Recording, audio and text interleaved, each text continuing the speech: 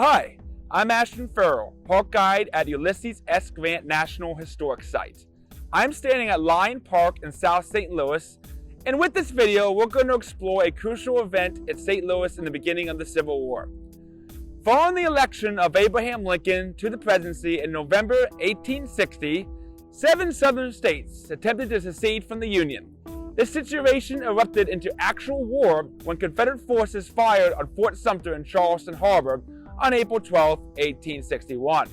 The affair at Fort Sumter and President Lincoln's calling for troops to put down the rebellion soon inspired Virginia, Arkansas, North Carolina, and Tennessee to join the 7 states already part of the Confederacy.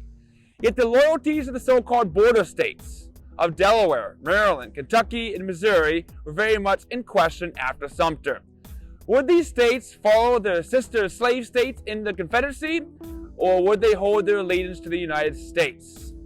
The struggle for Missouri's allegiance led to bloodshed near this location less than a month after Sumter's surrender, and a little remembered but important skirmish called the Camp Jackson Affair. Painting of the Mississippi River with buildings in the background.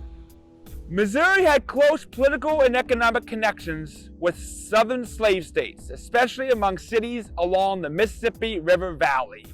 Yet the growing industrial capacity of St. Louis, along with the growing number of northern and foreign-born immigrants to Missouri, meant that the state had economic ties to both sections of the country. Drawing of men marching in a street. In fact, immigrants, especially from Ireland and Germany, made up almost 50% of the St. Louis population by 1860. Tensions between various ethnic communities also contributed to the unrest, as many of the Germans in the city were anti-slavery and supported Lincoln and his Republican Party. These men joined wide-awake clubs and marched throughout St. Louis in support of Lincoln during the 1860 presidential campaign. 3-story stone building.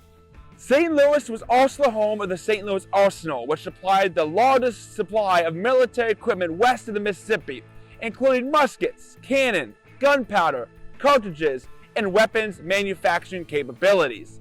This store of military supplies was a tempting target for St. Louis secessionists, while Unionists were anxious to keep the arsenal safe under the U.S. Army.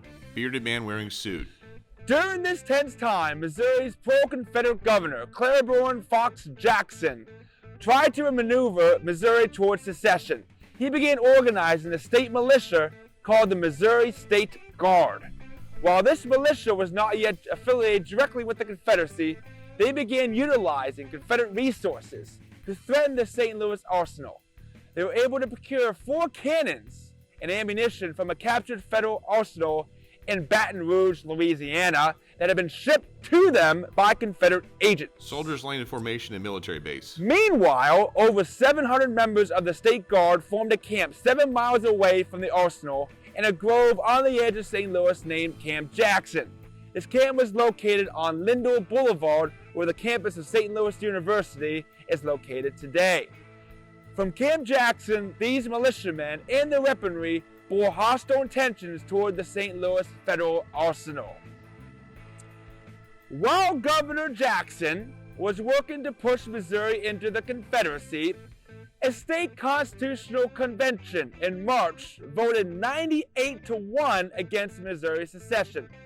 Moreover, politicians and military leaders in St. Louis were working just as hard to keep Missouri firmly in the Union. Foremost among these people were Congressman Frank Blair and U.S. Army Captain Nathaniel Lyon. And with the help of prominent St. Louis Unionists, including many men from the city's German community, Blair and Lyon formed their own regiments, which were soon sanctioned by the federal government. With the arsenal threatened, Lyon arranged for the removal of 21,000 modern rifles across the Mississippi and into Illinois. He then resolved to remove the threat to the arsenal by capturing the pro-secessionist militia at Camp Jackson. Lyon was able to put his plans into practice because U.S. General William Harney, the conservative commander of federal forces in St. Louis, was away. With Lyon in control of U.S. forces, he and Blair put their plans into motion when they marched some 6,500 troops to Camp Jackson on May 10, 1861. Despite the burning tensions, Lyon was able to capture Camp Jackson with his militiamen in arms without a shot being fired. Unfortunately, the violence started afterward when Lyon determined to march these captured men through the streets of St. Louis that same day. Many people from St. Louis came out to witness this procession. Men firing weapons at each other on a street. Among the spectators were a mob of pro-Confederate residents with nativist attitudes. And since that a great number of the Unionist militia were German, they started heckling the Federal troops and later turned violent by brandishing knives and guns and throwing objects at the soldiers. Tragedy struck when soldiers responded by firing into the crowd.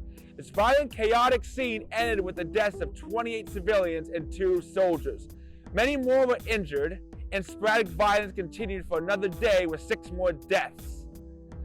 The Camp Jackson affair exposed Missouri's divided loyalties to the rest of the nation. This event drove more people in Missouri to choose sides.